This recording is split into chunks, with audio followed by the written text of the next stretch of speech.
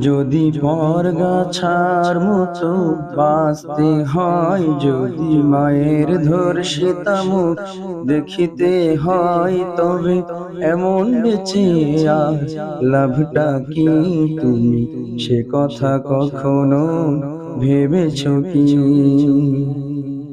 যদি সন্ত্রাস ঠেকানো নাই বা যায়, যদি না খেয়ে মানুষ এখনো ঘুমায়, সন্ত্রাস ঠেকানো নাই বা যায়, যদি না খেয়ে মানুষ এখনো ঘুমায়, তবে সরকার নামের ওই পুতুলটাকে বলো বারবার পাল্টিয়ে লাভটা কি? তুমি সে কথা কখনো ভেবেছো কি?